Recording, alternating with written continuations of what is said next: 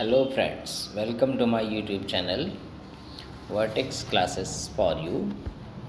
Friends, today we are going to study about the rat trap, which is the story of 12th class syllabus from CBSE.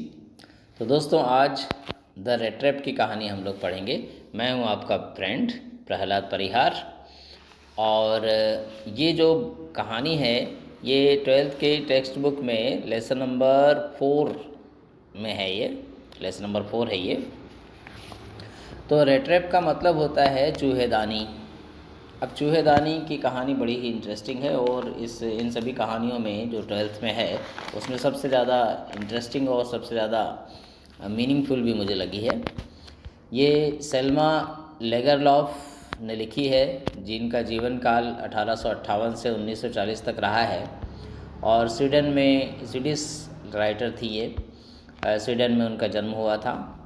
उनकी कहानियों को अनेक भाषाओं में अनुवाद किया गया है और उनकी कहानियों में एक वैश्विक विचार चलता है, यूनिवर्सल थीम चलती है, जिसमें कि प्यार ये बताया जाता है कि प्यार और समझदारी के द्वारा किसी भी इंसान की अच्छाई को जगाया जा सकता है।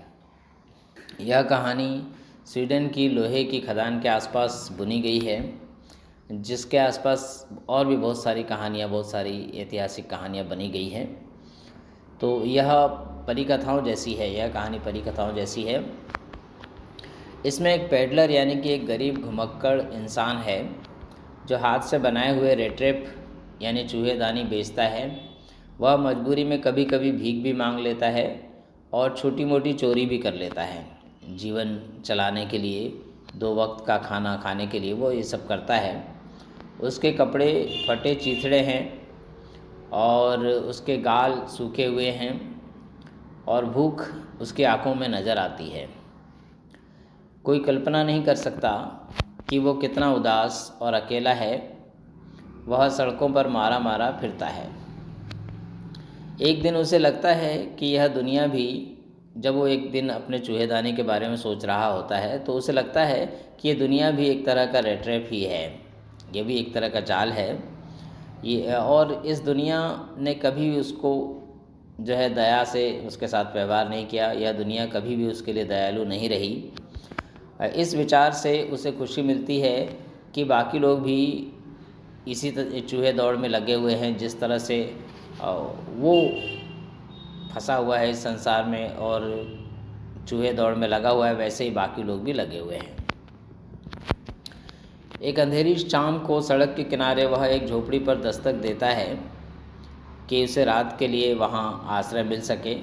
और आश्चर्य कि वहाँ रहने वाला बूढ़ा अकेला व्यक्ति, जिसके बीवी बच्चे भी नहीं थे, वह इस पेडलर का वेलकम करता है और गेस्ट की तरह उसे भोजन कराता है, चिलम पीने को देता है और बताता है कि वह भी लोहे की खदान में काम करता था,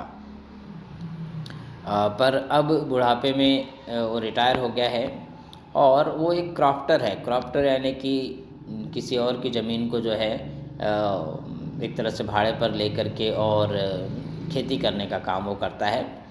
उसने एक गाय पाल रखी है और उसके दूध बेचने से उसको कुछ आमदनी हो जाती है, जिससे उसका जीवन अच्छी तरह चल रहा है। और वो बताता है कि उसको अभी अभी 30 क्रोनर यानी कि 30 रुपये मिले हैं, जिसे वह एक छोटी सी थैली में रखे हुए हैं। जब क्रॉफ्टर बूढ़े को लगता है कि पेडलर यकीन नहीं कर पा रहा है कि उसके पास पैसे हैं, तो वह उसे ला करके वो नोट दिखाता है जो उसने एक पाउच में खिड़की पर टांग रखे थे। फिर वे देर तक ढेर सारी बातें करते हैं और अगली सुबह वे दोनों अपने अपने काम से निकल जाते हैं। परंतु पेडलर थोड़ी देर बाद झोपड़ी की खिड़की पर आ जाता है, यानी वापस आ जाता है और वो पैसे की थैली वहाँ से चुरा लेता है। इसके बाद कहीं पकड़ा न जाऊं, इस डर से वह सड़क छोड़कर जंगल के रास्ते आगे बढ़ता है, परंतु रास्ता भटक जाता है। बार बार वह उसी स्थान पर लौट आता है जहाँ से वो चला था। इस तरह शाम हो जाती है और वह थक जाता है। उसे लगता है कि वह खुद एक चूहेदानी में फंस गया है। वो बहुत परेशान हो जाता है क्योंकि उसको आगे का रास्ता कुछ समझ में नहीं आ रहा था। उसे लगता है कि अब वह नहीं बचेगा, वो मरने ही वाला है। वो एक दिसंबर की शाम थी, दिसंबर का दिन था, दिसंबर का महीने का दिन था और आखिरी समय था। वो 25 दिसंबर यानी कि क्रिसमस डे के करीब का दिन था। आखिरकार थक हार कर वह ज़मीन पर बैठ जाता है और अपना सिर ज़मीन पर टिका देता है। तभी उसे रेगुलर जो है थंबिंग की आवाज़ आती है, जैसे कि दूर कोई हथौड़ा चल रहा हो रेगुलर टाइमिंग में। तो निश्चित रूप से यह आवाज़ लोहे की किसी मिल के हथौड़े की थी। उसे उम्मीद जागती है और वह पूरी ताकत से उसी दिशा में चलने लगता है। वह क्षेत्र रैम्स जो आयरन वर्क का था, यानी कि रैम्स जो आयरन मिल का था, जहां लोहा बनाने के लिए कोयला, चारकोल और पानी का भारी मात्रा में उपयोग होता था। यह क्रिसमस के पहले की शाम थी, जैसा कि मैंने बताया। वह पेडलर किसी तरह उस कारखाने की भट्टी के करीब पहुंच जाता है, यानी कारखाने में पहुंच जाता है और वहां के कर्मचारियों को बोल करके और वहां रुकने के लिए उनसे अनुमति ले लेता है। तो वहाँ का मुख्य कर्मचारी उसे भट्टी के पास सोने देता है ताकि ठंडी का मौसम है, ठंडी का दिन है और उसे गर्मी मिल सके और ठंडी से वह बच सके। तभी उस मिल का मालिक वहाँ आता है और वह एक अजनबी को सोता देखकर उसके करीब जाता है।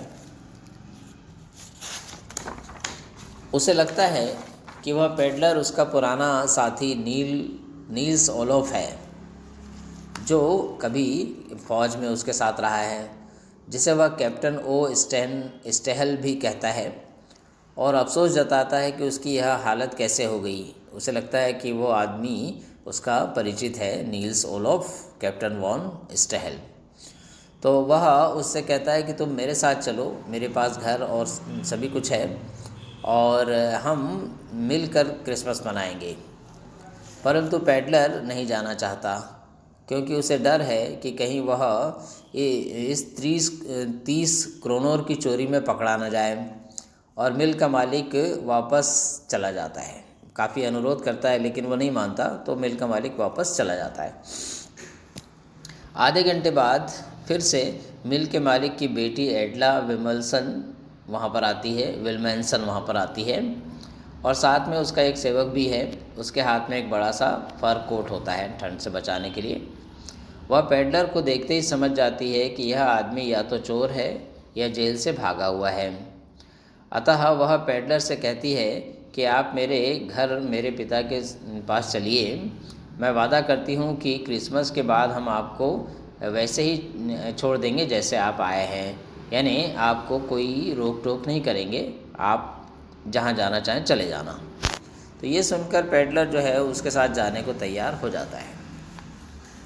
परंतु जब वह नहा धोकर और शेविंग करके मिल मालिक के सामने आता है तो मिल मालिक को अपनी गलती का एहसास होता है और वह पेडलर से नाराज़ होता है कि तुमने मुझे बताया नहीं कि तुम मेरे मित्र वॉन स्टेहल नहीं हो। और तो पेडलर कहता है कि मैं भी आज चूहे की तरह रेड ट्रैप में फंस गया हूँ, कल को तुम भी फंस सकते हो। अब मिल का मालिक उसे तुरंत बाहर निकल जाने को कहता है। तो पेडलर इसके लिए तैयार है। वो कहता है कि ठीक है, कोई बात नहीं, जैसा मैं आया था वैसे ही मैं चले जाऊँगा, मुझे अपने फटे पुराने चिथड़े दे दो, मैं वापस अपने रास्ते पर चला जाता हूँ। परंतु उसकी बेटी एडला उसे जाने नहीं देती। एडला सोचती है कि इस व्यक्ति को शायद जीवन भर दुत्कार और अपमान के सिवा कुछ न मिला होगा, तो कम से कम आज क्रिसमस की शाम हम इसके साथ इस तरह का व्यवहार न करें, इसे घर से ना निकालें, कम से कम आज यह आराम कर ले, ठीक से खा पी ले। यही सब सोचकर वह उस अजनबी को हाथ पकड़कर डाइनिंग टेबल पर बिठाती है और खाना खाने का आग्रह करती है। तो पेडलर उसको देखता रह जाता है, उसके व्यवहार से बहुत प्रभावित होता है। और एडला कहती है कि जो नया सूट उसे दिया गया है वह उसके पिता की तरफ से उसे एक गिफ्ट है और अगर वह अगले साल भी क्रिसमस पर हमारे साथ आना चाहे, यहाँ आना चाहे, तो उसका वे स्वागत करेंगे। इस प्रकार से एडला उसे कहती है। तो जैसे ये कहानी जो है शॉर्ट में बताई जा रही है, एकदम पॉइंट टू पॉइंट डिटेल बताना पॉसिबल नहीं, फिर लंबी कहानी हो जाएगी। तो उसके बाद क्या होता है, दूसरे दिन जो है क्रिसमस के दिन, यानी कि ये क्रिसमस के एक दिन पहले की बात है, वो क्रिसमस के दिन जो है एडला और उसके पिता जो है पेडलर को घर पर ही छोड़कर चर्च जाते हैं, जहाँ उन्हें पता चलता है कि उनके एक पुराने क्रॉफ्टर को किसी ने लूट लिया है। तो उन्हें यकीन हो जाता है कि उनका गेस्ट वही चोर है, क्योंकि वह आ नहीं रहा था पहले। तो वे जल्दी से घर वापस आते हैं, तो पता चलता है कि वह पेडलर घर से जा चुका है। लेकिन उसके जो सेवक लोग हैं वो बताते हैं कि उसने ऐसा कुछ चोरी नहीं किया है, बल्कि उसने जो है एक उपहार छोड़कर गया है। तो जिसमें जब वो उपहार जो है एडला के नाम पे था, एडला जो है उसको खोलती है, तो वहाँ पर उसको एक चूहेदानी और 30 करोड़ के नोट मिलते हैं, और साथ में एक पत्र भी उसमें था जो एडला के नाम पर था। और उसमें जो है पेडलर ने अनुरोध किया था कि वो नोट जो है उस बूढ़े क्रॉफ्टर को लौटा दिए जाएं, और उसने एडला को धन्यवाद देते हुए लिखा था कि उसके अच्छे व्यवहार के कारण उसे एहसास हुआ कि वह चूहा नहीं है, वह कैप्टन ऑन स्टेहल की तरह अच्छा और ताकतवर इंसान बनेगा। तो यानी इस तरह से कहानी का मतलब यह हुआ कि एक एडला के अच्छे व्यवहार की वजह से वो जो पेडलर है, जो कि जीवन भर भटकता रहा, वो अब जो है अपने जीवन को बेहतर बनाने की कसम खाता है और बेहतर बनाने का प्रयास करता है।